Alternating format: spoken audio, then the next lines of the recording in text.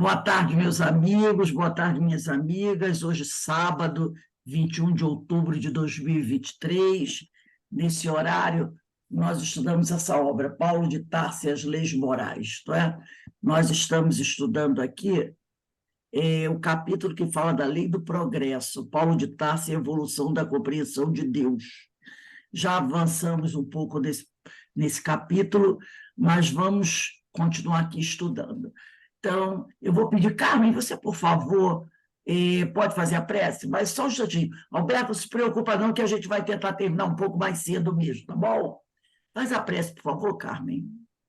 Então, senhores, estamos aqui reunidos mais uma vez, pedindo auxílio da espiritualidade amiga para que essas lições façam eco em nossos corações.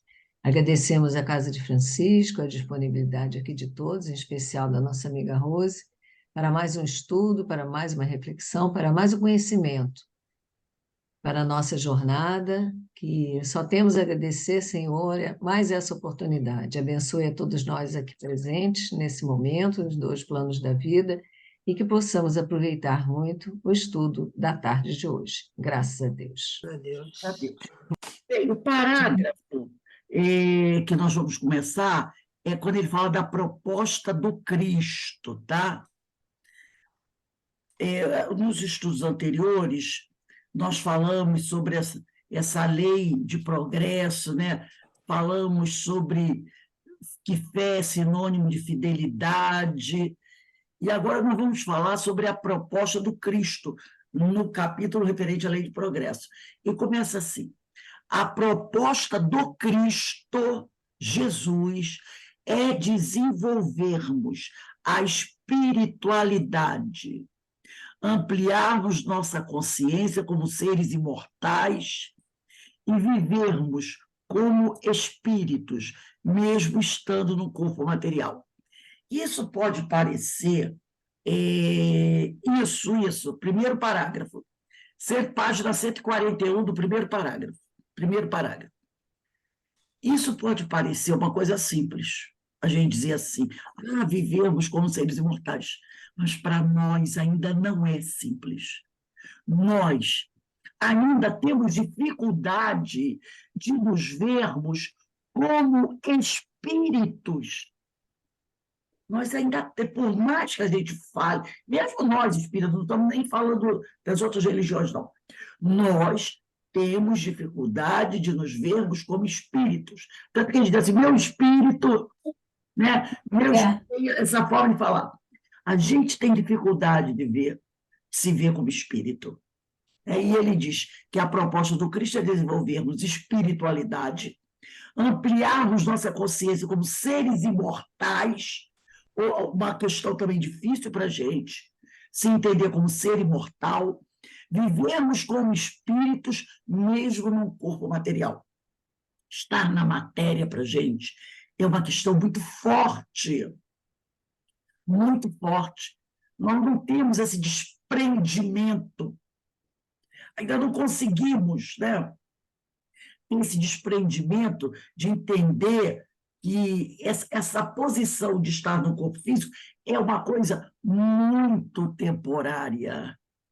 É uma coisa muito temporária. E que o corpo é um empréstimo de Deus para a gente aproveitar a oportunidade para evoluir. Então, é muito difícil para a gente ainda.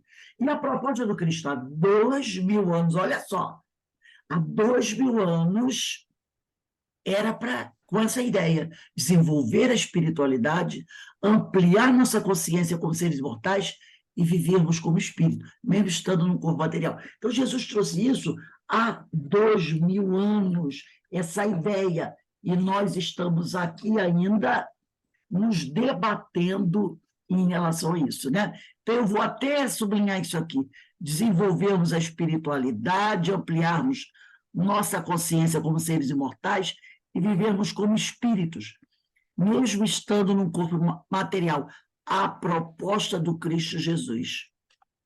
Como é difícil isso para a gente. Há 2000 anos a gente ainda não conseguiu interiorizar toda essa proposta. Tanto é que nós ficamos altamente abalados quando alguém fala no desencarne de um parente muito próximo. É a prova que a gente desenvolveu isso. Entendeu? É a prova. Eu me lembro aquela passagem de Jesus estava no barco com os companheiros, eles iam pescar, ou já tinham pescado à noite, e cai aquela tempestade terrível. E os discípulos ficam apavorados, com medo do barco naufragar. E eles acordam o Jesus, que está dormindo, no meio da tempestade. E quando eles acordam, Jesus olha, eles estão desesperados. E Jesus pergunta para eles: e esse desespero? Eles dizem: o barco vai afundar, vai afundar. Jesus olha e diz assim, tipo assim: ué, qual o problema? Se afundar, a gente desencarna. Entendeu? Jesus olha e diz, tipo assim, qual o problema? Quer dizer, somos imortais. A única coisa que vai para o fundo do oceano é o nosso corpo. Nosso espírito não. Ainda mais na companhia dele, né? Se todo mundo desencarna, inclusive ele, ninguém ia ficar perdido. Ele ia levar os 12 com ele. Ele faz isso. E quando ele percebe que aquilo que ele falou não surtiu efeito, ele se levanta e fala com o vento para parar a tempestade. Aí ele fala: pare a tempestade, né? E aí ele fala com quem? Com os espíritos responsáveis pela natureza. E tem até aquela questão, se eu não me engano, deixa eu pegar aqui rapidinho, tem uma questão aqui do Livro dos Espíritos, deixa eu ver se é essa questão aqui, rapidinho. Eu acho aquilo ali ótimo, essa coisa muito... Deixa eu ver aqui, ó. Se é essa, não tenho certeza se é essa questão aqui. Meu Deus. É, 539, Livro dos Espíritos, 539. Na produção de certos fenômenos das tempestades, por exemplo, é apenas o espírito que age ou ele se reúne em massa para produzi-lo? Aí os espíritos respondem: reúnem-se em massas inumeráveis, né? Então, na produção de certos fenômenos das tempestades, por exemplo, é apenas o espírito que age na produção de certos fenômenos da natureza, ou eles se reúnem em massa para produzi-lo? Kardec quer saber. Eles dizem: reúnem-se em massas, são vários espíritos. Aí há 540. Os espíritos que exercem a ação dos fenômenos da natureza agem com conhecimento de causa, em virtude do livre-arbítrio ou por um impulso instintivo e refletido. Ele diz: uns sim, outros não. Alguns agem com conhecimento de causa, outros não. Aí ele fala: façamos uma comparação, figurar essas miríades de animais que pouco a pouco faziam emergir do mar, ilhas e arquipélagos, né? Aí depois ele vai dizer aqui, ó: pois bem, do mesmo modo, os espíritos mais atrasados são úteis ao conjunto enquanto se ensaiam para a vida, antes que tenham plena consciência de seus atos, seu livre-arbítrio. E aí ele vai desenvolver, ele falando sobre isso. Então ele diz, os espíritos dizem que na produção de certos fenômenos, das tempestades, por exemplo, pode ser também dos ventos, né? Das tempestades, dos ventos, dos mares, né?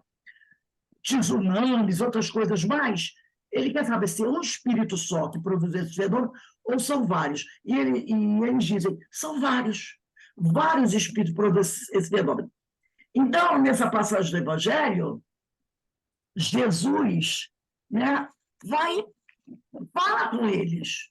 Jesus se dirige a eles, falando com maior tranquilidade, né? Eu vou até aqui olhar aqui rapidinho, que eu acho isso aqui é de uma tranquilidade que ele vai falar com os companheiros que nós não temos. É tempestade acalmada, se eu não me engano. Acalmada. Deixa eu ver aqui. Deixa eu ver aqui. Marcos, capítulo 4. Marcos é o segundo discípulo. Aqui, ó. Vocês não precisam não, que eu já estou aqui. Marcos, capítulo 4, versículo 35 a 41. Deixou aqui. 35 a 41. A tempestade acalmada. Marcos, capítulo 4, versículo 35 a 41. Diz assim: ao entardecer daquele dia, Jesus lhes disse: passemos a outra margem. Deixando a multidão, eles levaram Jesus no barco em que se achava. Havia outros barcos com ele. Sobreveio um grande vendaval. As ondas investiam contra o barco, a tal ponto que o barco já se enchia de água. E ele, quer dizer, Jesus, e ele na popa dormia, entendeu? E ele na popa dormia, né? Sobre a almofada. A tempestade estava com ele solto. E ele, na popa do barco, dormia sobre a almofada. Eles, os discípulos, o despertam e lhe dizem: mestre, não te importa que pereçamos? Quer dizer, não te importa que a gente morra? Despertado, ele ameaçou o vento e disse ao mar: cala-te. O vento cessou e houve grande bonança. Jesus lhe disse: por que estás tão amedrontado? Ainda não tendes fé? Eles foram tomados de grande temor e diziam uns aos outros: quem é este para que até o vento e o mar lhe obedeçam? Então, aqueles discípulos que estavam ali, né, caminhavam ao lado dele. Mas a fé, essa certeza da imortalidade, ó, era muito pequenininha. Pequenininha. Que Jesus é despertado por eles, percebe o quanto eles estão apavorados e sabe o porquê eles estão apavorados. Eles têm medo da morte. Eles têm medo da morte. Entendeu? Então, se tem medo da morte, não se vê como espírito imortal. O espírito não se vê como espírito imortal. Tem um livro, que eu acho que já até falei com vocês, de Inácio de Antioquia. O nome do livro é Inácio de Antioquia. Na verdade, escreve o nome dele assim, Ignácio de Antioquia. Tá? É um livro belíssimo. Acho que o meu está lá no centro, Ignácio de Antioquia. Quando ele é preso, ele é arrastado pelas ruas, espancado, arrastado pelas ruas, e levado para o Coliseu. Não era o Coliseu, não, era em outro lugar. Mas era um circo, onde eles botavam lá as pessoas para morrer. Então ele apanha muito, fica todo machucado. E eles arrastam ele e dizem que ele vai ser morto. E vão pela rua arrastando ele. Aí os discípulos dele, Inácio de Antioquia foi quase como um filho adotivo de João Evangelista. Quando João o conheceu, ele era um garotinho. Um garotinho. Ele foi, assim, praticamente criado por João, né? Então, aí os discípulos dele, que ele foi considerado um dos pais da igreja, né? Quando os discípulos correm para ele, querendo impedir os guardas de levarem ele, ele fala: não me toquem, me deixem ir. Tipo assim, eu quero morrer, já estou velho, estou cansado, eu quero ficar com o mestre, porque eu sei que depois que esse corpo perecer, para mim tem algo muito bom me esperando. Aí, daqui a pouco, e o trajeto que estão arrastando ele é longo, daqui a pouco aparece outro grupo e diz para ele: nós vamos atacar o grupamento de soldados e vamos tirar o senhor. Não, ele brinca neles. Eu quero ir ao encontro do mestre, por favor. Tipo assim, pelo amor de Deus, parem com essa história, me deixem ir. E está na minha hora, eu quero morrer, eu quero partir. Porque eu sei que o que está me esperando é bem melhor que isso. Eu já vivi, já cumpri minha missão. Me deixem partir. E ele vai. Aí os discípulos ficam todo mundo assim. E ele vai sorrindo, sendo arrastado pelas ruas para o martírio. Porque para ele já tinha acabado. Ele sabia que o tempo, que ele já tinha cumprido a missão dele, né? Então, ficar ali, para ele não interessava mais. Ele sabia que era um espírito imortal. Ele queria partir, queria ficar ao lado de Jesus, né? Não era suicídio, era aquela consciência que ele já tinha cumprido com a missão dele, inclusive já tinha tido revelação, e estava na hora de partir. O martírio dele era só para ele era só um detalhe. Era só um detalhe. Não importava como ele ia morrer, ele estava querendo partir logo. Essa é a certeza da imortalidade. E aí os discípulos, né, se desesperam. Jesus olha para eles, vê eles desesperados, entende que é o medo, fala com os espíritos que produzem os fenômenos da natureza, cala-te, o mar sossega, e ele olha para eles, vocês não têm fé? Vocês não têm fé? O que é que nos resta aqui? Só tem uma possibilidade, ou a gente sobrevive ou morre. E daí? Então, apesar de todo esse tempo, nós ainda temos essa insegurança sobre a vida futura, sobre ser um espírito imortal, né? Sobre a morte de um ente querido, o desespero, vou perder, vou perder. Você não vai perder. Primeiro que você nunca o teve. Nunca o teve, né? Porque nunca foi seu. Mas que ele vai estar perto da gente, através do nosso pensamento, e dentro de pouco tempo, né, nós estaremos juntos. Então, essa questão para a gente ainda é muito. Rose, Fala. duas questõezinhas rápidas. Esse livro que você citou agora, que eu fui procurar aqui na internet, eu não vi o título é Ignácio de Ignácio de Antioquia? Antioquia. Ah, tá.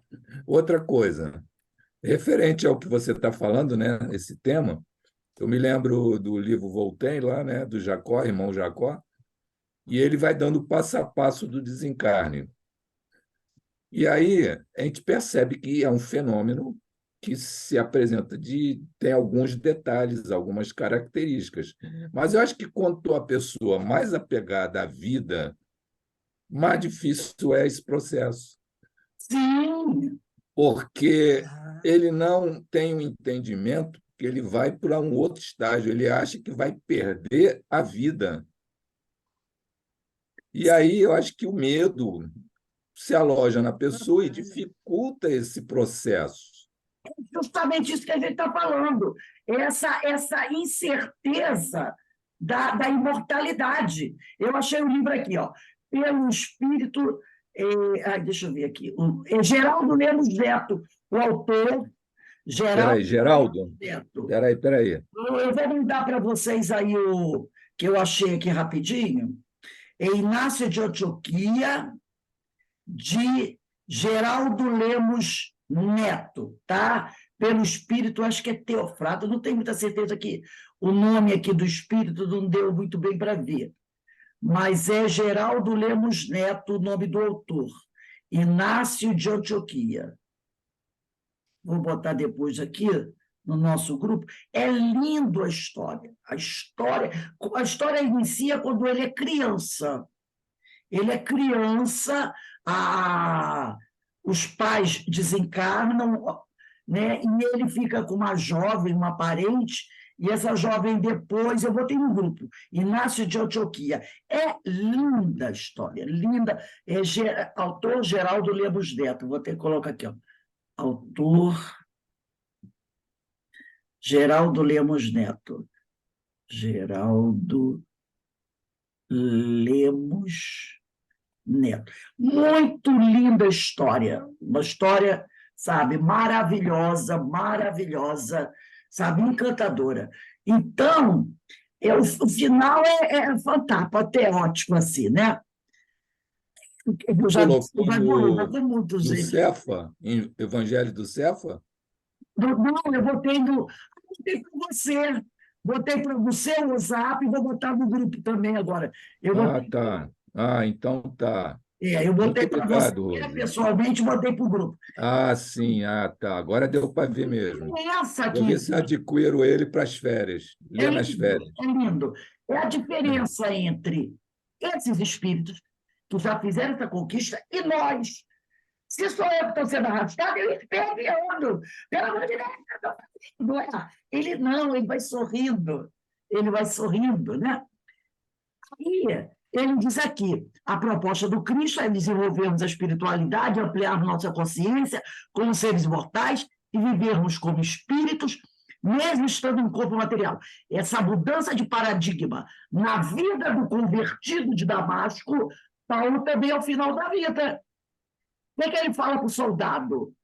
Vai, cumpre com a tua missão. Porque o soldado, na hora que vai cortar a cabeça dele, ele treme. Ele pega a daga para cortar, decapitar Paulo, e Paulo olha para ele e vê que ele estava tremendo. Né? E Paulo olha para ele e diz assim: faz o que você tem que fazer, cumpre com a tua missão, cumpre com a tua obrigação. E aí o soldado corta a cabeça dele. Né? Então, ele daqui, essa mudança de paradigma na vida do convertido de Damasco é a lei de progresso, em sua essência, vibrando em toda sua pujança.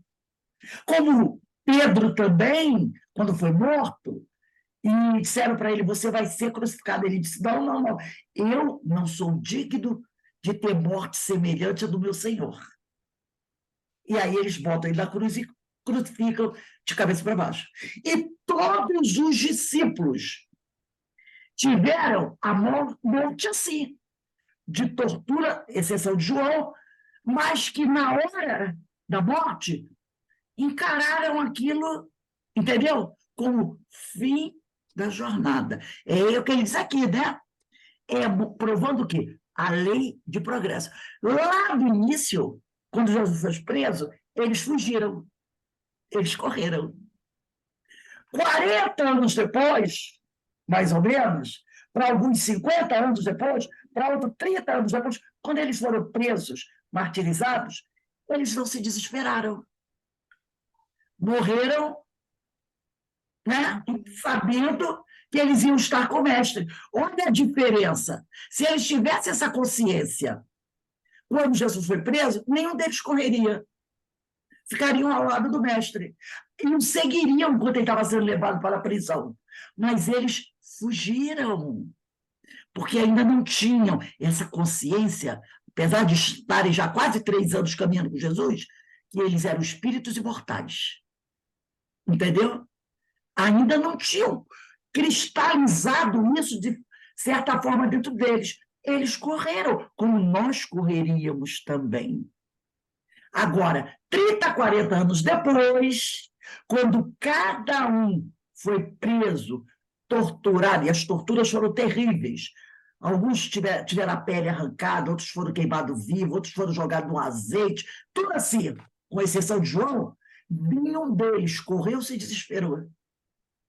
Porque já tinham essa consciência do ser imortal, lei do progresso. Então, assim foi com todos os discípulos, assim foi com Paulo de Tarso, assim foi com Inácio de Antioquia, assim foi com Lucas, que também morreu martirizado anos depois, entendeu? Porque esses espíritos já tinham consciência. Essa consciência que você só adquire com o tempo, com o progresso. Ninguém faz assim, ó, estala o dedo e a coisa vem. Não.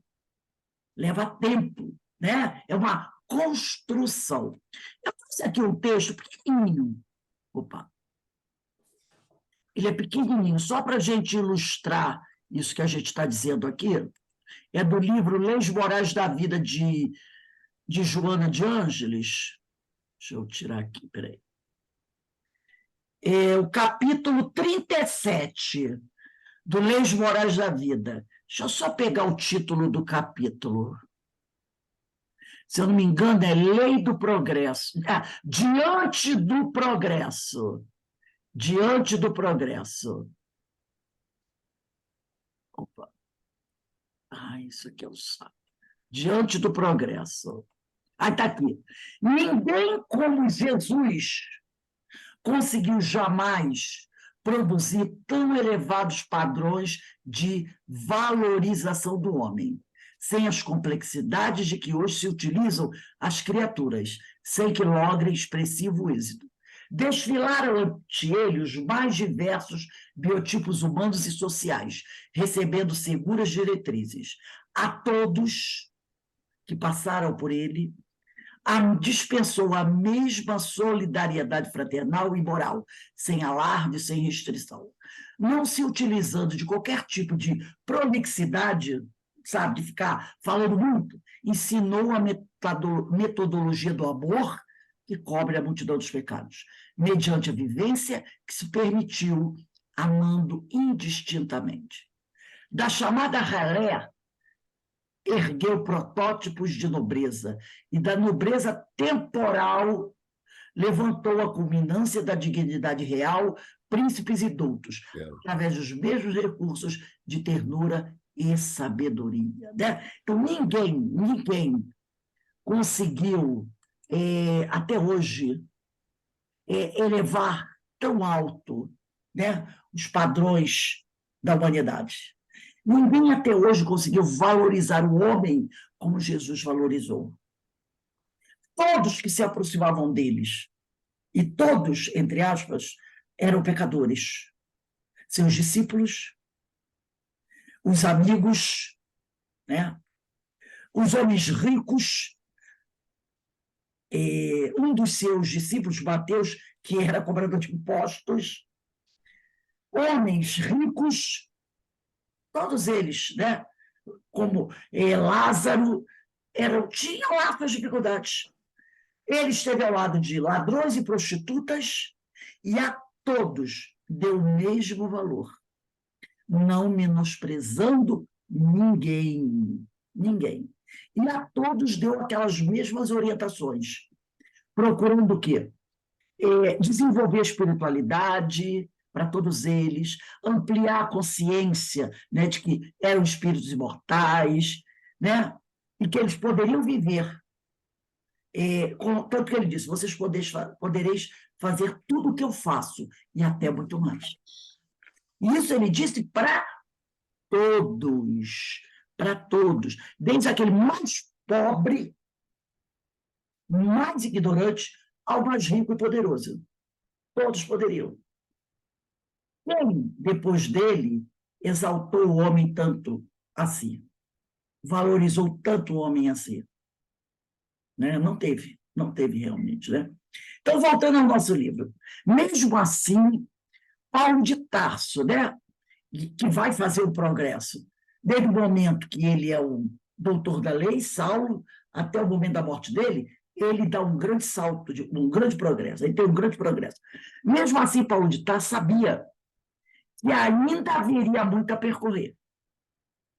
Ele sabia que, apesar dele já ser um discípulo, um apóstolo de Jesus, já ter crescido bastante no conhecimento da aplicação do Evangelho, ele ainda sabia que ainda havia muito a percorrer.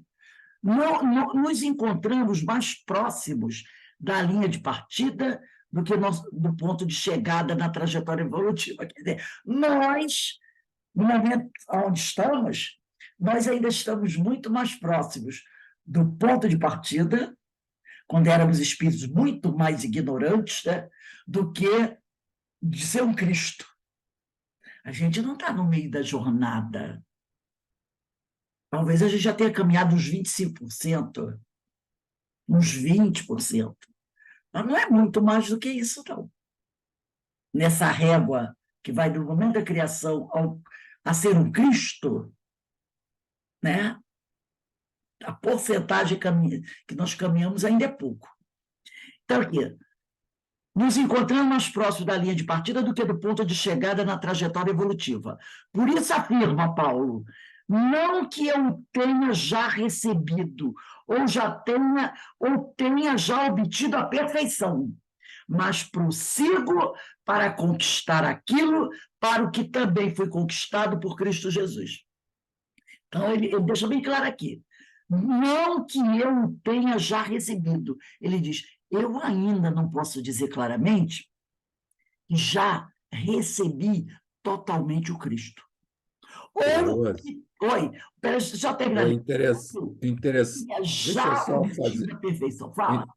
O interessante é que nessa fala aí de Paulo, a gente sempre percebe nessas falas de Paulo que ele tinha Jesus como modelo mesmo, né? Sim, como modelo total. E é o que ele diz. Quando ele diz, não que eu tenha já recebido, esse recebido é no sentido de compreendido. Não que eu tenha já o compreendido totalmente. É isso que ele está dizendo.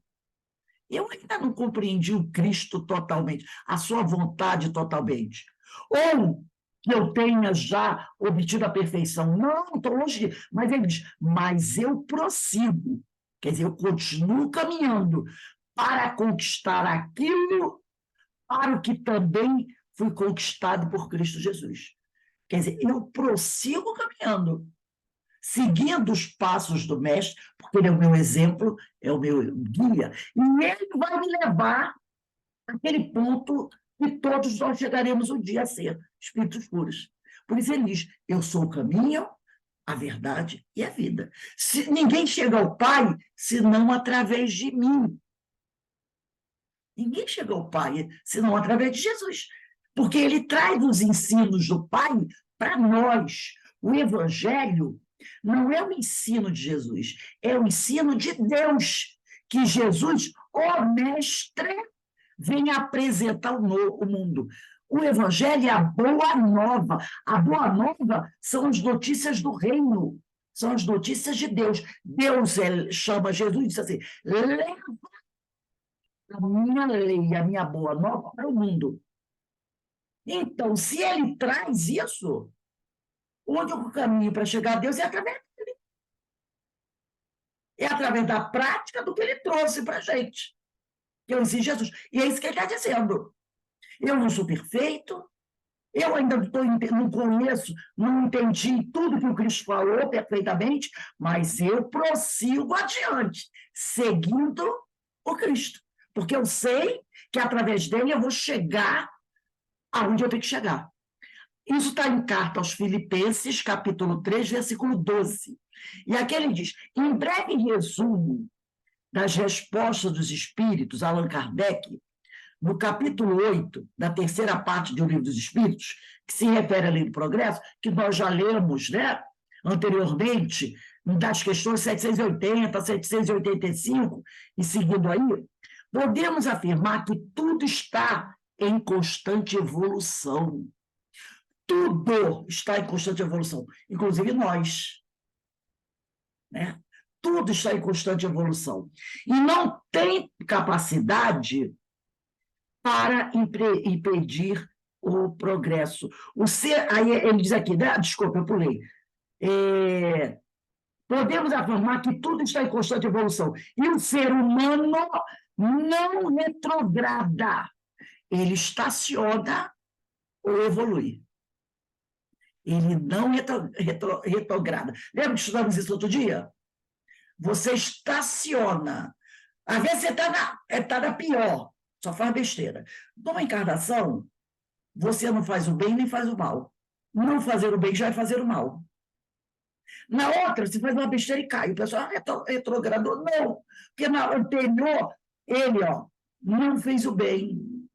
Quem não faz o bem está fazendo mal. Né? Então, ele é que o espírito humano não retrograda. Né? Então, isso aqui é outra coisa que a gente tem que sublinhar. Podemos afirmar que tudo está em constante evolução, o ser humano não retrograda a sua primitiva condição e não tem capacidade para impedir o progresso. Nós não temos capacidade para impedir o progresso. Pode embaraçá-lo. Nós podemos atrasar a evolução, atrasar que o progresso aconteça. Por isso que ele diz aqui, pode embaraçá-lo. Isso sim, pode embaraçá-lo, mas pela força das coisas, aqueles que assim o fazem serão levados de roldão pela torrente que procuram deter. Então, nós podemos embaraçar o progresso, procurar retardar o progresso, mas não podemos impedi-lo. E ele diz, né? Mas pela força das coisas, aqueles que procuram retardar o progresso, um dia serão levados de roldão pela torrente que procura deter. Imagina uma parede com vazamento e você, em vez de resolver o problema, você fica só tapeando, só tapeando. Em vez de procurar resolver o problema. Um dia aquilo explode, se você estiver na frente, vai levar você. Vai levar você de algodão. Você vai junto com a força das águas. Aí ele diz aqui, o progresso moral decorre do progresso intelectual, que faz compreensíveis o bem e o mal. Também falamos isso, né? Essa semana, acho que foi dessa aula mesmo, que o progresso intelectual, ele facilita a aquisição e a compreensão do progresso moral, do desenvolvimento moral, tá? Então, os dois deveriam caminhar juntos, mas dependendo da nossa situação, isso não vai acontecer. Agora, o progresso intelectual facilita o desenvolvimento do progresso moral, porque você compreende melhor as coisas, né? Então, o progresso moral decorre do progresso intelectual, que faz compreensíveis o bem e o mal. Então, para aquele que já desenvolveu, já tem um progresso intelectual, fica mais fácil o desenvolvimento do progresso moral, porque você vai ter condições de compreender melhor o que é o bem e o que é o mal, entendeu? E ele diz aqui, a partir daí, o indivíduo faz sua escolha, por meio do seu livre arbítrio. Uma sociedade que não acompanha o progresso, segundo os desígnios de Deus, está sujeita a sofrer abalos físicos e morais, que a transformarão segundo a vontade divina. Nós temos os 10 mandamentos, não é? E vamos dizer assim, a base, podemos dizer assim, da religião, né? Deixa eu ver aqui. O Evangelho segundo o Espiritismo. Aí no Evangelho segundo o Espiritismo, eu estou aqui, está aqui. No Evangelho segundo o Espiritismo, no capítulo 1, está escrito assim, olha aqui. Capítulo 1. Os 10 mandamentos. É a base. É a base. Né? É o que ele diz aqui. Né? A partir daí, o indivíduo faz sua escolha, tem seu livre-arbítrio. Uma sociedade que não acompanha o progresso, não acompanha o progresso segundo os desígnios de Deus. Não é o progresso segundo o homem. O progresso segundo os desígnios de Deus, está sujeito a sofrer abalos físicos e morais, que a transformarão. Se ele não quer se transformar pelo bem, ele vai ser transformado pela força da dor. Não é? Se você não faz a opção pela melhora, a dor vem de melhora. E aqui está no Evangelho, trazendo os 10 mandamentos. Diz assim, não pronuncieis em vão o nome do Senhor vosso Deus. Eu não li o primeiro, só vou pegar alguns. Ora, quantas pessoas promovem a violência e dizem que é em nome de Deus? Então, Deus, não pronuncieis em vão o nome do Senhor vosso Deus. Faça isso. Porque você aliar o nome de Deus à violência, não dá. Outra, ele diz, não mateis, ponto. Não mateis, ponto. Não é vírgula. Esse não mateis, ponto, dá no homem, tipo assim, ele me engessou. Ele me engessou. Porque ele fala assim, não mateis, ponto. Aí você diz assim, mas e se? Ponto. Tu tem um anúncio da televisão de uma mulher que está falando com um amigo sobre golpe, sobre golpe. Ele fala assim, e se ela é golpe? Sim, É golpe. é golpe. Não é assim? Tudo que ele vai dizer, que ela fala, é golpe, ponto. Ele quer tirar o ponto e botar vírgula. Ela diz, é golpe, ponto. Aí ele diz, tira o ponto e bota vírgula. E se for assim, assim, ela, é golpe. Nós queremos tirar o ponto e botar vírgula. Deus falou, não mateis. Aí você fica assim, não mateis. Não mateis. Sim, não mateis. E a gente fica irado. Porque eu quero dizer, a vingança é meu direito. Eu quero dizer isso. A vingança é meu direito. Não mateis, ponto. Entendeu? Não roubeis, ponto. Mas não roubeis, ponto.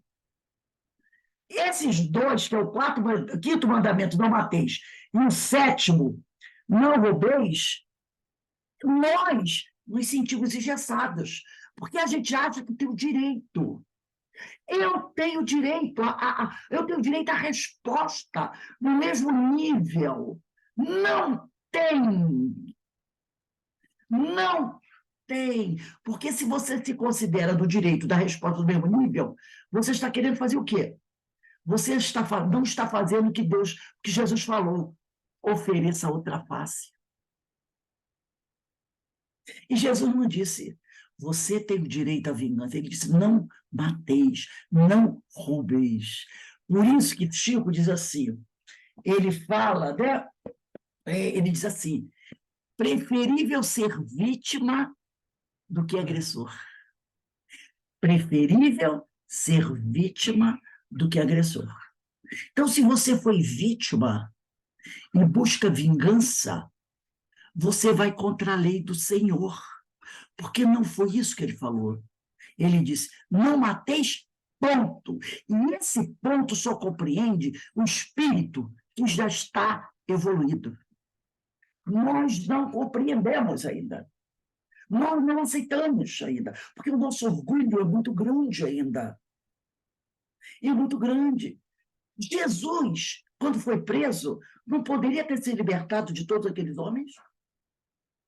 Jesus, quando foi espancado, ele não poderia ter feito assim, ó, dar um soprinho, e aquele homem com chicote ia parar lá na Dinamarca? Jesus não poderia ter virado para Pilatos, para todo aquele sacerdote do templo, e dizer assim, vou transformar vocês em pó agora. Ele tinha poder para isso. Parou o vento. Ele parou uma tempestade. Aqueles homens, o que eram para eles? Folhas que iriam embora com a tempestade que ele criasse. Será que se Jesus dissesse assim, legiões de anjos, venham me ajudar, as legiões de anjos não viriam? Não, olha, porque muitos dos anjos não tinham, muitos dos anjos que trabalhavam com ele não tinham a evolução dele. Ainda não tinham a evolução dele. E se ele dissesse, eu quero aqui que se apresente uma legião de anjos para liquidar com esse povo todo. Mas ele jamais falei isso. Ele não era irmãos Boanerges. Lembra dos irmãos Boanerges? Tiago Maior e João Evangelista? Quando eles eram jovens?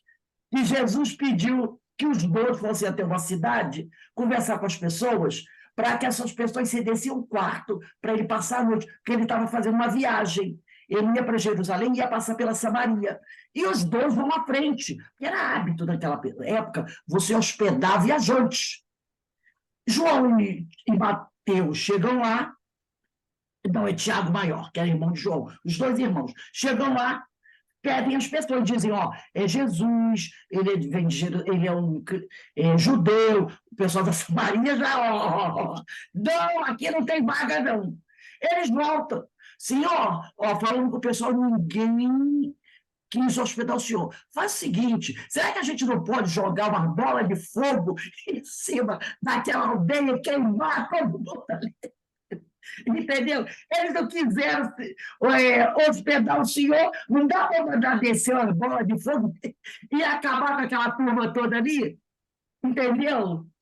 E se Jesus disse assim, vou mandar eles ir, ó, que bom, nosso mestre, entendeu? E Jesus deu uma lição, dizendo para eles que não, já, isso não poderia acontecer, acabar com a cidade toda. Então, nós temos dificuldade de entender o não matei ponto. Entendeu? Porque eu ainda acredito que eu tenho direito à vingança. Eu não tenho direito à vingança.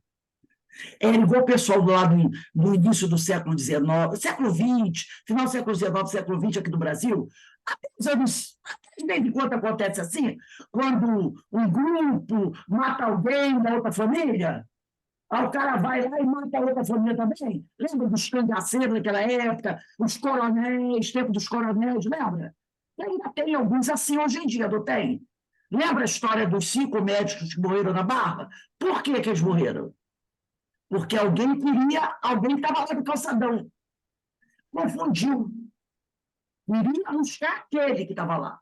E aquele que estava lá era filho de um desafeto de não sei quem. Aí os caras foram, acharam que eram e fizeram isso. Aí agora, de repente, esse que escapou pode querer ir atrás dos que foram lá para matá-lo, mas não mataram. Entendeu aquela coisa do jogo da vingança? Não pode. Então aqui diz, não mateis ponto.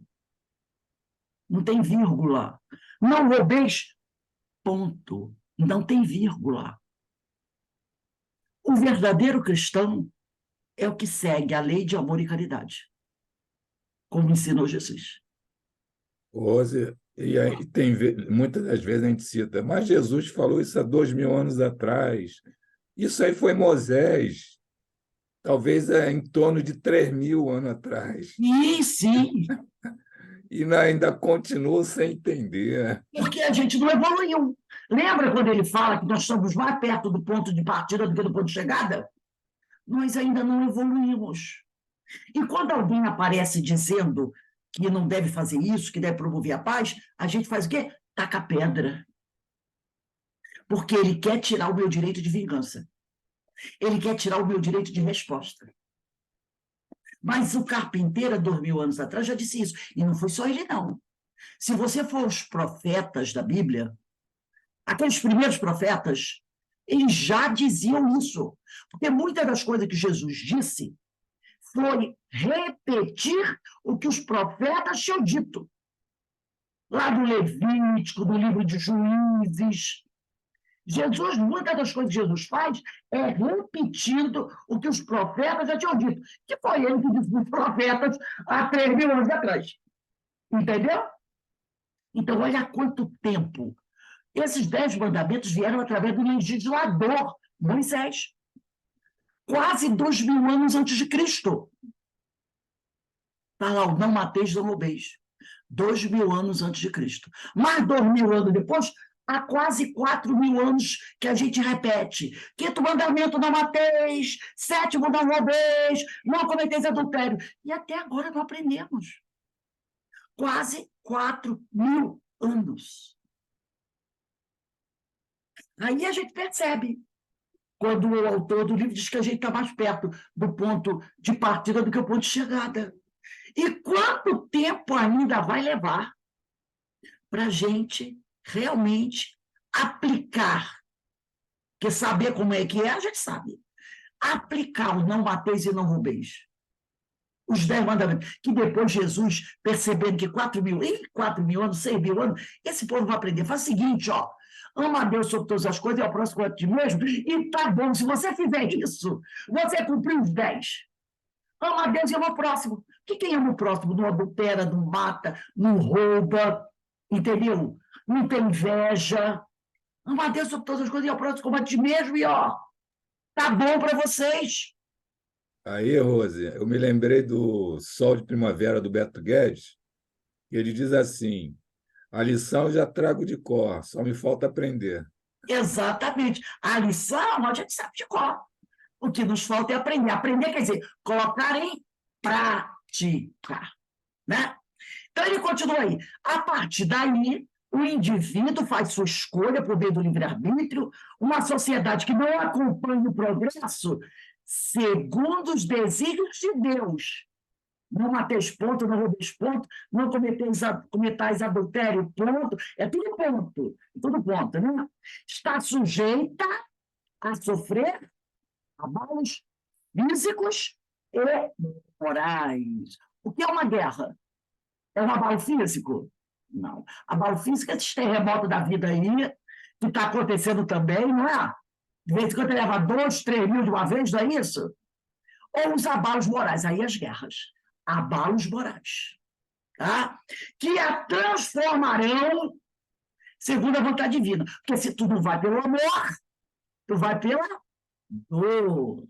Então, quem não procura, tá, progredir ou não acompanha o progresso segundo os desígnios de Deus, vai ter que sofrer abalos físicos ou morais para se transformar. Aí é o pela dor.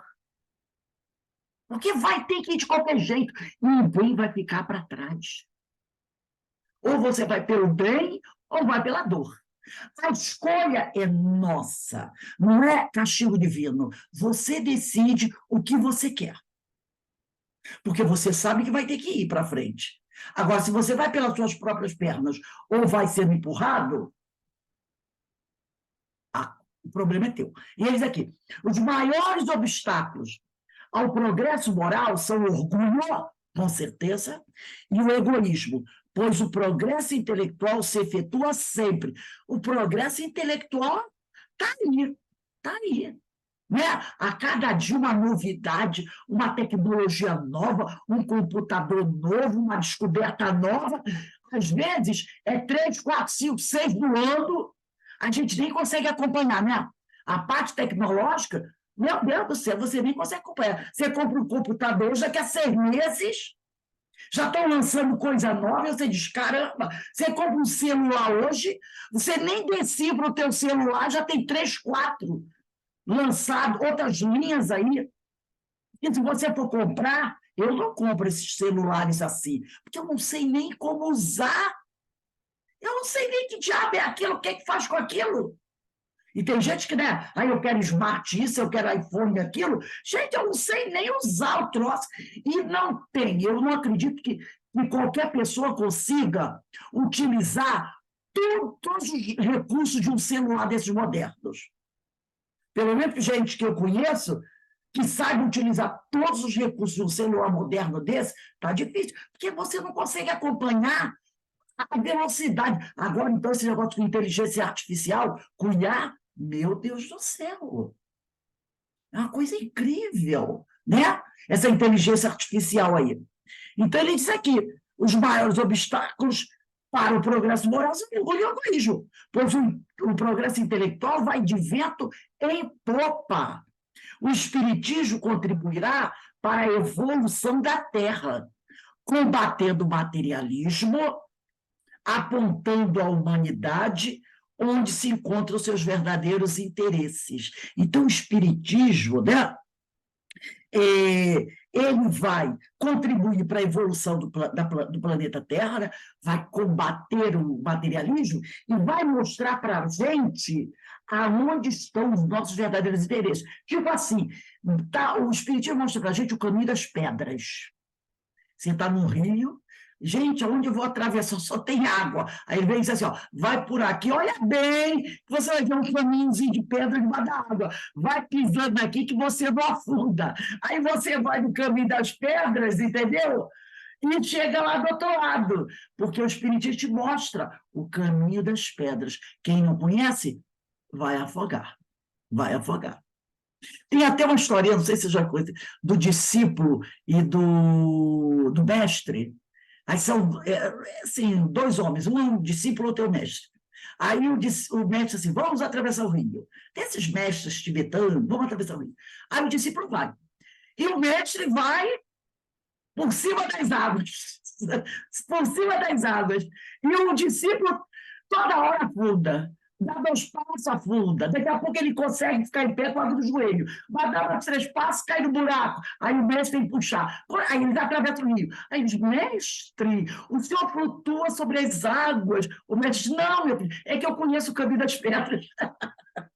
Aí o mestre foi pelo caminho das... Não, meu, porque o discípulo, coitado, dava 3 passos, caía no buraco. Aí afundava. Aí o mestre pegava e levantava. Aí ele ficava no terreno plano. Dava umas 3, 4 passadas, daqui a pouco tinha um declínio. Caía e afogava. Ao custo ele chegou, quase morreu afogado, chegou. Ah, mestre, o senhor é uma maravilha. O senhor flutuou sobre as águas. Não, meu filho, aqui eu já conheço o caminho das pedras. Então, Quer dizer que esse que é o caminho das pedras que falam, né? o outro que não conhecia quase afogou. Então, o Espiritismo nos mostra o caminho das pedras. Quem não conhece vai ficar afundando e levantando, afundando e levantando, afundando e levantando. Quem conhece parece que vai flutuar sobre as águas, mas não, ele está seguindo o caminho das pedras que tem dentro do rio. E o Espiritismo vai nos mostrando isso, né? Aí ele diz aqui, aí na carta aos Filipenses, Paulo escreve assim, no capítulo 3, versículo 13 e 14, esquecendo-me das coisas que para trás ficam e avançando para as que diante de mim estão, prossigo para o alvo, para o prêmio da soberana vocação de Deus em Cristo Jesus, né? Então eu tenho que esquecer das coisas que ficam para trás, aquelas coisas que já não me acrescentam mais nada, tá? E vou caminhando, avançando, sempre andando, olhando para frente, seguindo a orientação de Jesus. Não tem aquela passagem que diz que Jesus vai na frente, iluminando o caminho, e a gente vai seguindo atrás, seguindo a luz, o rastro de luz que ele deixa, né? E ele diz, prossigo para o alvo, para o prêmio da soberana vocação de Deus em Cristo Jesus, que é se tornar um espírito puro, né? O movimento cristão que conhecemos hoje não seria o mesmo se não houvesse a participação de Paulo de Tarso. Inspirado na sua figura, como difusor do Evangelho de Jesus, surge a chamada filosofia cristã em 2 períodos distintos, né? 2 períodos diferentes. O primeiro chamado patrística, que foram os primeiros séculos do cristianismo, né? E escolástica, aproximadamente 1000 anos depois de Cristo. Tá? Então, nós vamos ter 2 períodos. O primeiro período, que é o chamado patrística, que foram os primeiros séculos do cristianismo, século I, século II, né? E escolástica, que vai surgir mais ou menos no período de Francisco de Assis, que é 1000 anos depois do Cristo. Então, a patrística é aqueles primeiros séculos, século III, século IV, século V, por ali, né? E a escolástica vai ser período de Francisco de Assis, lá pelo ano 1100, 1200, por aí. Patrística, que foram os primeiros períodos, os primeiros séculos depois da morte de Jesus, pode ser definida como a filosofia ensinada pelos padres da Igreja Católica, que patrística vem de padres, chamada filosofia cristã. Sua proposta é a união entre a fé, que é a religião, e a razão, filosofia e ciência. O advento do cristianismo vai além do aspecto religioso. É um marco também na transformação do pensamento humano, entre outros. Assim como a filosofia, a religião também promoveu o pensamento, influencia o modo de agir das pessoas, logo a conexão entre ambas se torna inevitável. Essa patrística aí, os primeiros séculos depois da morte de Jesus, ainda estava baseada na igreja cristã primitiva, século I, século II, entendeu? Você ainda não tinha o catolicismo como religião oficial do Império Romano, né? Isso vai acontecer lá pelo ano 300 e pouco. Então, no ano 100, né? 150, 200, você ainda terá a igreja cristã primitiva. Agora, depois que o cristianismo se torna a religião oficial do Império Romano, que vai acontecer lá, mais ou menos pelo ano de 325, eu tenho até escrito aqui, nessa minha Bíblia, ó, Concílio de Constantinopla, não, desculpa, 325 não, em 553, né, século IV, depois de Cristo, rejeitou a tese da reencarnação por 3-2, né? Então, no ano, né, de 553, não, na realidade, 553 já é o século VI, né?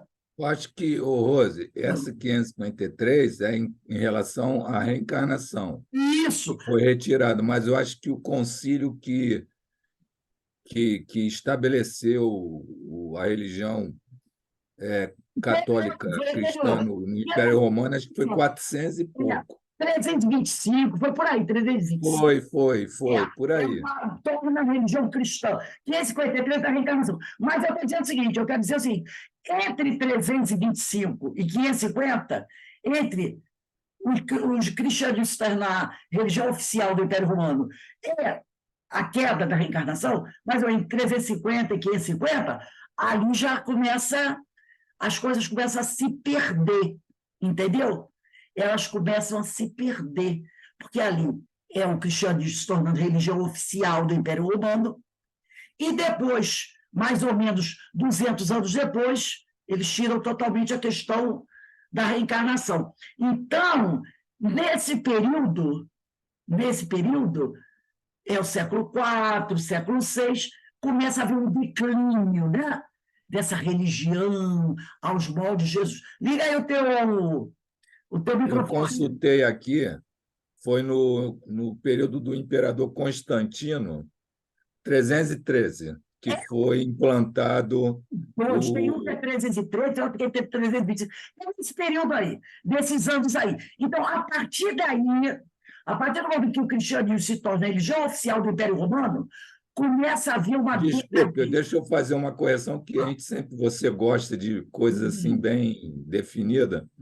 No período do imperador Constantino, em 313, concedeu liberdade ao culto cristão, e em 380 é que foi estabelecido o cristianismo no Império Romano, através da Igreja Romana. Aqui, ó. O primeiro concílio de Nicéia foi o concílio de bispos cristãos reunidos na cidade de Nicéia da Bitínia, pelo imperador romano Constantino I, em 325. Ele organizou o concílio dos moldes do Senado romano e o presidiu, mas não votou oficialmente. Então, ele presidiu o concílio nos moldes do Senado romano. Já não tinha muito cristianismo aí, entendeu? Então, o concílio de Nicéia, que vai acontecer em 325 depois de Cristo, tá? Foi o primeiro concílio ecumênico realizado pela Igreja Católica. Ele vai acontecer entre 20 de maio e 25 de julho de 325 depois de Cristo, tá? Na cidade de Nicéia, né? Atual cidade Iznik, na Turquia. Gente, a Turquia é tudo de bom, sabe? Para a história, a Turquia é tudo de bom. Então, a partir desse ano 300, né, que é o século IV, daí para frente a coisa começou a degringolar. Você já vai ter aquela misturada. Até o século II, né? Até o século III, ano 250, você ainda tinha essa igreja um pouco mais pura, tá? É o período aí da patrística. Agora, 1000 anos depois, aí a coisa já complicou, que é o período de Francisco de Assis, né? Já é o período da escolástica. Aí ele diz aqui, a patrística pode ser definida como uma filosofia ensinada pelos padres da Igreja Católica e chamada filosofia cristã. Sua proposta é a união entre a fé, religião e a razão, filosofia e ciência. O advento do cristianismo vai além do aspecto religioso. É um marco também na transformação do pensamento humano entre outros. Assim como a filosofia, a religião também promoveu o pensamento e influencia o modo de agir das pessoas. Logo, a conexão entre ambas se torna inevitável. Naqueles tempos, a razão estava subordinada à fé. Foram chamados padres apologistas, divulgadores do cristianismo, que perceberam a necessidade de conciliar a fé e a razão. Então, são esses padres apologistas, tá?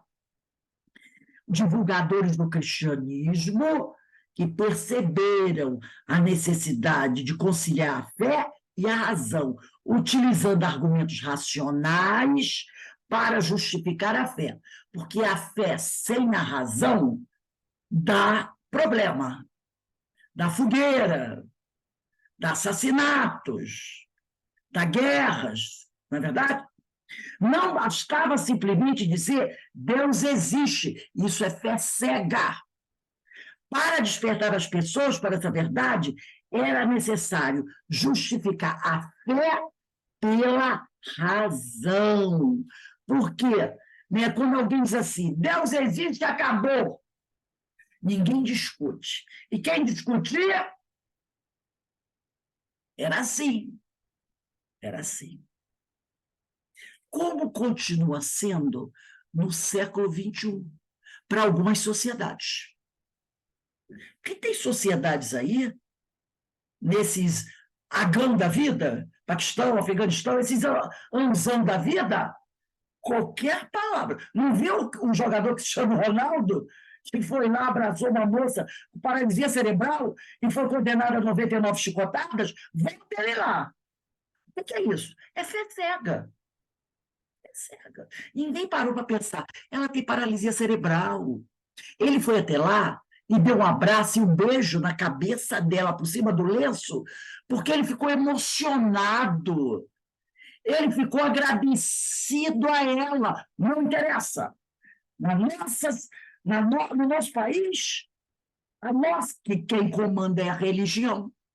Não é? Lá a religião e governo é tudo uma coisa só. O Estado não é laico. Estado, religião manda, como na época lá da época medieval, que o padre mandava e o rei obedecia, né? E quem consagrava o rei era a igreja, normalmente na França, isso também aconteceu. Então, lá nesses países é assim. Quem é que manda? O religioso supremo.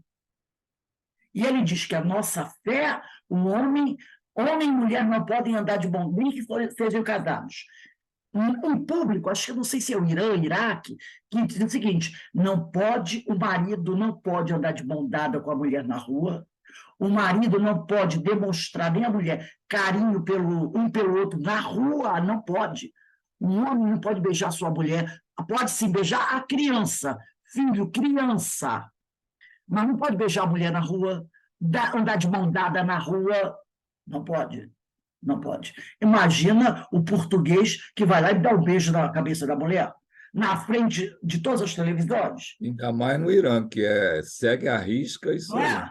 Irã, Arábia e outros países mais. Né? Então tem um monte desses aí, aquela coisa, não pode, morre mesmo. Agora você vê, né? Um beijo na cabeça da pessoa foi considerado de respeito, um ato tão assim amoroso, afetuoso, mas foi uma transgressão que foi condenada a 90 chibatadas. Doideira isso, hein? A lei de mosaica, não sei o que, não sei o que, não sei o que, não sei o que, diz isso. E nós estamos em 2023. Né? Então, acabou. Então, ele diz aqui, para despertar as pessoas para essa verdade, era necessário justificar a fé pela razão. Santo Agostinho, que nasceu em 354 depois de Cristo, né? E morreu em 430, é considerado o filósofo mais importante desse período, do período dos apologistas. Convertido do hedonismo ao cristianismo pelo fenômeno mediúnico que o conduziu à leitura da Epístola de Paulo de Tarso aos Romanos, capítulo 13, versículo 13. Vou até pegar aqui. Paulo, vamos ver. Epístola de Paulo aos Romanos, está aqui. Capítulo 13, versículo 13. Vamos ver o que Paulo escreveu aqui que convenceu Agostinho. Ele disse assim, ó, 13. Comportemo-nos honestamente, como em pleno dia. Nada de orgias, nada de bebedeira, nada de desonestidades, nem de soluções, nada de contendas, nada de ciúmes. Aí no versículo 14. Ao contrário, revesti-vos do Senhor Jesus Cristo, e não façais caso da carne, nem lhe satisfaçais os apetites. O que ele quer dizer por isso? Não façais caso da carne. Não se ligue muitas coisas materiais, é isso que ele está falando.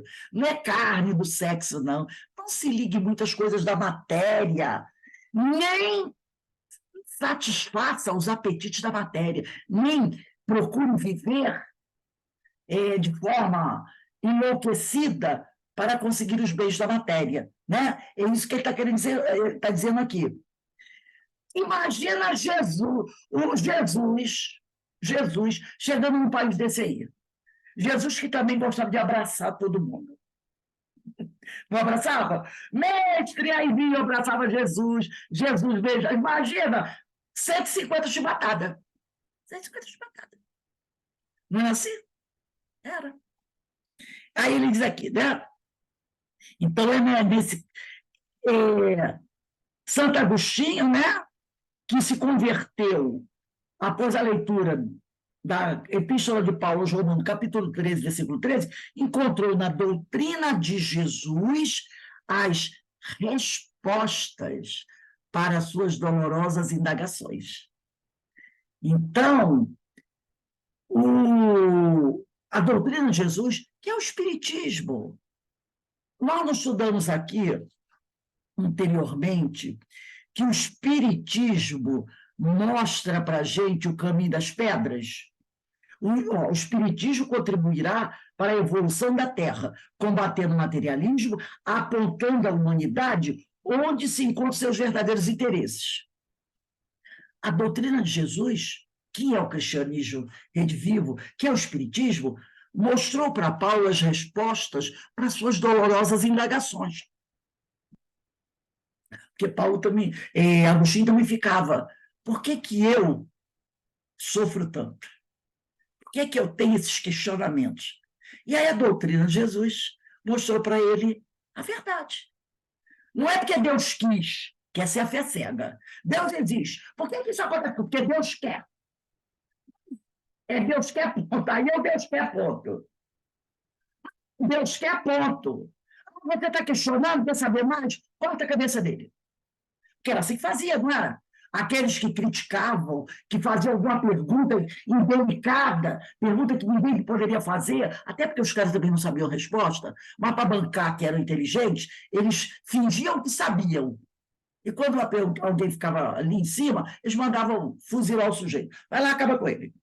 Ele vai encontrar na doutrina de Jesus a resposta para as suas indagações, como nós encontramos hoje no Espiritismo, que é a doutrina de Jesus, também as respostas para as nossas indagações, que ainda são muitas. Né? Esse fato mudou para sempre a sua vida. Quando ele encontra ali, nessa carta aos Romanos, né, capítulo 13, versículo 13, ele lê e compreende, esse fato mudou a sua vida para sempre.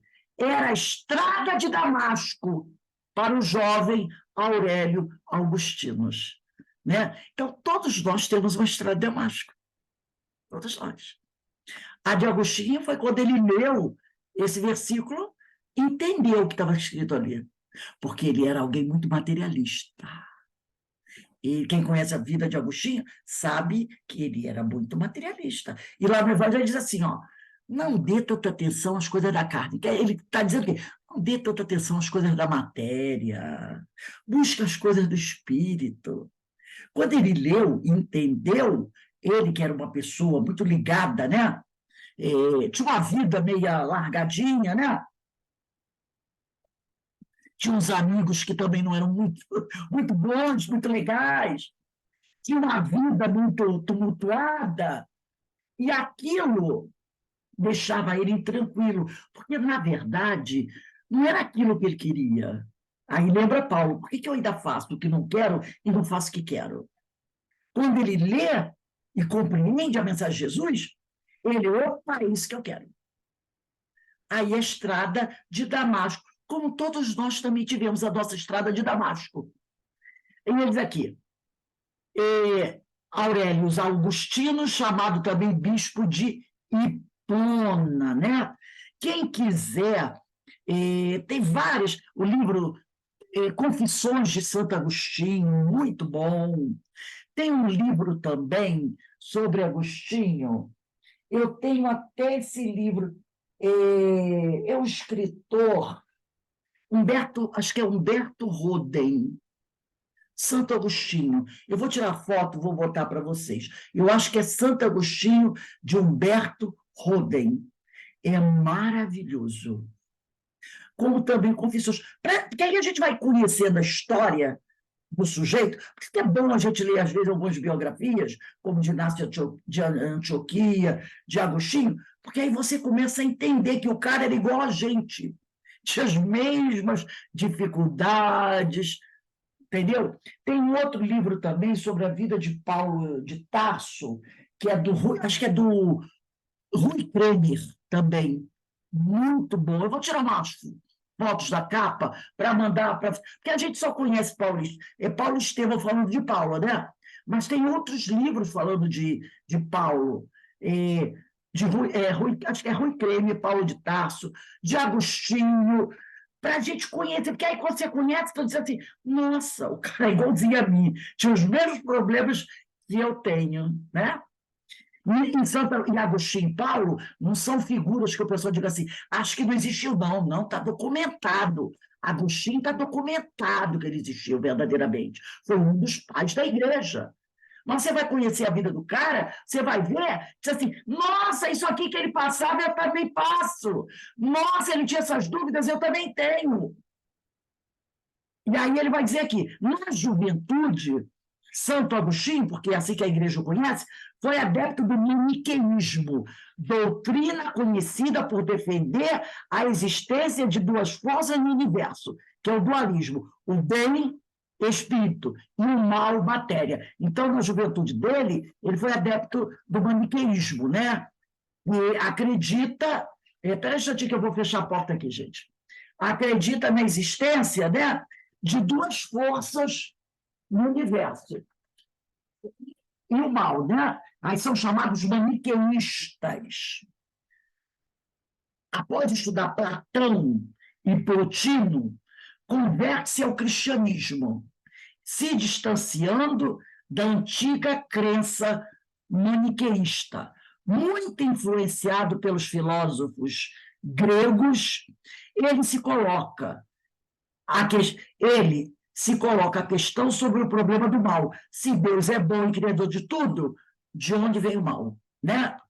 Então, o escopo do nosso estudo nesse capítulo, que fala da lei do progresso, não nos permite aprofundar a questão. Todavia, percebendo os recursos disponíveis que contribuem para aclarar nossa percepção e estimular o estudo mais aprofundado sobre esse assunto, num futuro próximo, compartilhamos breves apontamentos autoexplicativos sobre o pensamento de Santo Agostinho em relação à origem do mal, tá? Isso está no livro Apontamentos de História da Filosofia Medieval, de Dr. Marcos Sandrini. Aí diz assim, letra A, do ponto de vista metafísico, ontológico, não existe mal no cosmos, mas apenas graus inferiores de ser em relação a Deus, que dependem da finitude da coisa criada e dos diferentes níveis dessa finitude. Mas mesmo aquilo que, numa consideração superficial, parece um defeito, e, portanto, poderia parecer um mal, na realidade, na ótica universal, visto em seu conjunto, desaparece. Os graus inferiores do ser e as coisas finitas, mesmo as mais ínfimas, revelam-se revelam-se momentos articulados de um grande conjunto harmônico. Porque ele está querendo dizer assim, às vezes você olha para alguma coisa e acha que aquilo é o mal, mas dentro de um contexto maior, esse mal que a gente acha que existe, ele desaparece, tá? E são, poderíamos dizer, aquilo que a gente achou que era o mal, na realidade, são momentos articulados, são momentos de um grande conjunto harmônico. Porque, às vezes, você olha assim, tipo, imagina um relógio desmontado. Você pega uma peça, isso é lixo. Mas depois que o relógio está montado, você vê que aquela peça não era lixo. Ela era uma peça importante do conjunto que forma o relógio. E se ela não estiver ali, o relógio não vai funcionar, né? Porque a nossa visão, às vezes, você olha para uma coisa, você acha, isso é mal. Mas não é mal. Faz parte de um conjunto harmônico. Aí ele diz aqui, quando, por exemplo, julgamos que a existência de certos animais nocivos, vamos pensar na cobra, seja um mal para mim, odeio aquilo. Estava vendo agora no Facebook uma moça que mora em Santa Catarina, encontrou uma cobra venenosíssima dentro da casa dela, lá em Santa Catarina, em Florianópolis. A casa linda, o chão todo ladrilhado, todo bonito. Tinha um urutu, uma das cobras mais venenosas, passeando dentro da sala dela. Para mim, eu diria assim, fuzilava todas. Eu digo assim, Deus piscou e criou a cobra. Na hora que Deus piscou, Deus foi lá e bota a cobra. E quando Deus despertou, já estava a cobra, não dava para desfazer. Porque, às vezes, a gente sabe, lógico, que o animal tem sua utilidade, né? Mas, Semana passada, um rapaz acordou, não sei se foi aqui no Rio de Janeiro, acho que foi, com uma cobra dormindo do lado dele na cama. Uma dessas braba. imaginou? É mole? Essas chuvas bravas da vida, né? É. As chuvas aí. Então, ele diz aqui, né? Quando, por exemplo, julgamos que a existência de certos animais nocivos seja um mal, na realidade, nós estamos medindo com o metro da nossa utilidade. Para mim, ela não serve para nada. Então, não existe. Mas ela tem na cadeia alimentar, ela é importantíssima. Vai comer os insetos, entendeu? Ela come os sapos, então mantém um número de sapos harmonizado, né? Porque o pessoal fala assim, ai, que pena, quando estouram os ovos das tartarugas, aquelas tartaruguinhas correm para o mar. E as gaivotas, que ficam voando, dão aqueles mergulhos e pegam as tartaruguinhas na areia, né? Só algumas chegam ao mar. Grande maioria fica na areia porque os predadores atacam. Agora imagina se todas aquelas tartaruguinhas sobrevivessem. Ia ficar complicado, não ia? Porque quando mostra aqui uma praia aqui no Rio de Janeiro, eles mostraram, são milhares delas correndo para o oceano. E os pássaros, as gaivotas, né, na praia, dão aquele mergulho e vão pegando. São os predadores naturais. Tudo dentro do quê? Da harmonia da natureza. Vamos matar essas gaivotas danadas aí, que ficam batendo as tartaruguinhas. Essas tartarugas vão tudo para o oceano. Ninguém come elas. Como é que vai ficar o oceano de tartaruga? Entendeu? Então, a natureza tem a sua cadeia alimentar para manter tudo em equilíbrio. Quando ocorre desequilíbrio, é porque o homem interfere na cadeia alimentar. Ou com agrotóxico, ou com outra coisa qualquer. Aí dá problema. Então, eles aqui, né? Quando eu acho que o animal é nocivo e não deveria viver, é porque eu estou medindo com o método da nossa utilidade e da nossa vantagem contingente e, portanto, numa ótica errada. Eu acho que ela é um mal.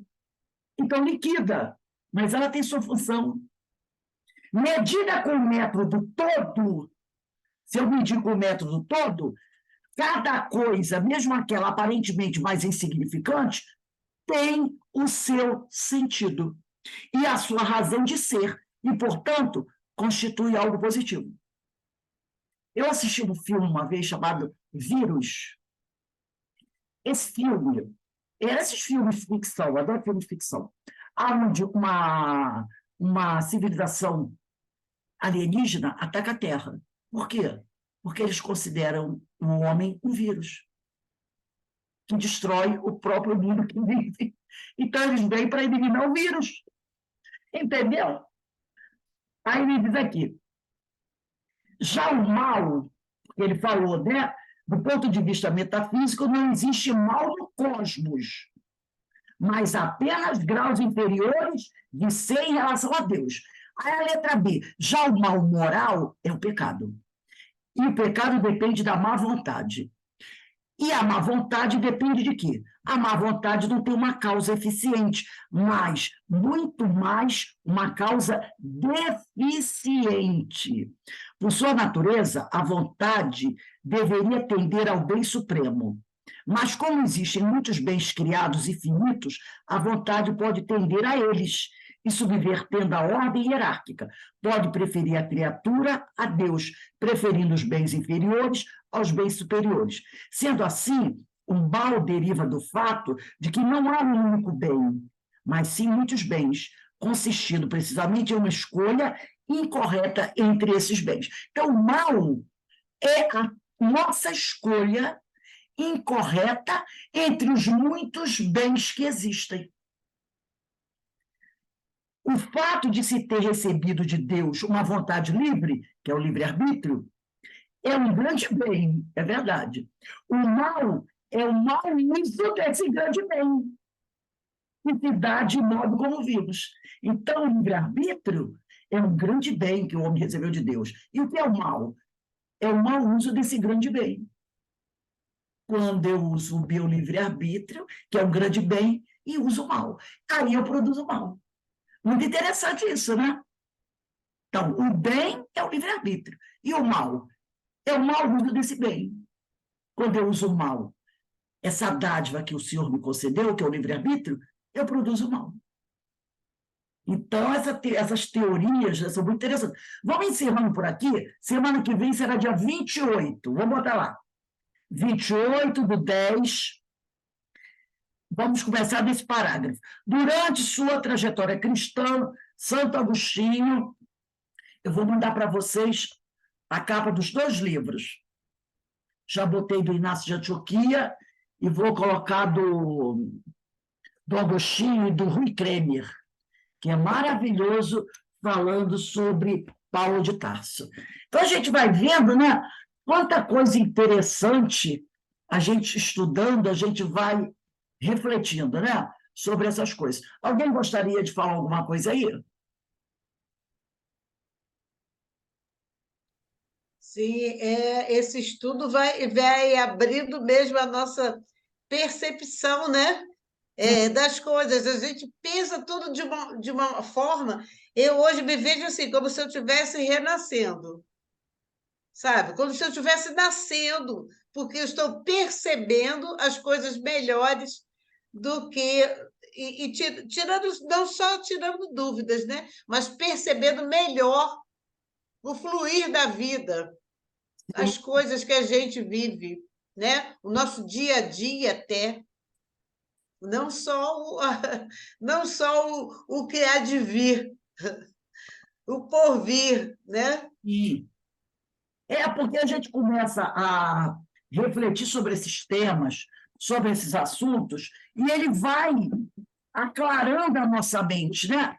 Vai fazendo a gente Sim. perceber melhor as coisas que muitas vezes a gente não percebia. É a tal da fé cega, né? Sem razão, aquela coisa que eu falei com vocês no início sobre os 10 mandamentos, do ponto final, que a gente fica, né? Poxa, eu queria uma vírgula. Eu não gostei do ponto final. Ponto final me engessa. E eu não posso dar vazão às minhas vontades com o tal do ponto final. Não odeio ponto. Mas, não tem mais. Né? Tipo, é feito. É feito, é golpe.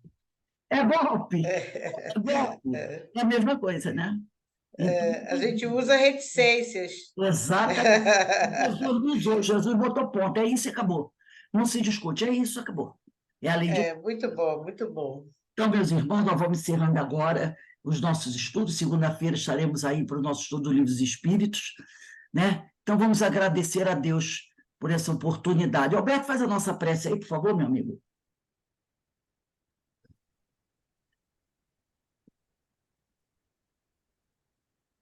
Ao término deste momento de estudo, de reflexão, estamos sempre agradecidos ao Pai por esta oportunidade de expandirmos o nosso entendimento, a nossa compreensão, de expandirmos a nossa consciência, de podermos clarear o nosso entendimento do caminho, e agradecidos a esta doutrina que nos esclarece, que nos consola, e que podemos ter como manancial do entendimento para crescermos como espírito. Agradecidos ao Mestre Jesus por toda a sua renúncia em prol de toda a humanidade, agradecidos pelos seus exemplos, pelos seus ensinamentos, e que possamos sempre meditar, sentir e vivenciar esses ensinamentos para que possamos, então, seguir um caminho de aprimoramento moral, agradecido a toda a espiritualidade que nos assiste, que nos inspira, para que possamos, então, juntos, buscarmos esse caminho de progresso, de evolução, de crescimento, para atingirmos patamares maiores de consciência e de conquistas. E assim seguirmos o nosso caminho evolutivo, em nossa jornada evolutiva, no caminho sempre do crescimento em busca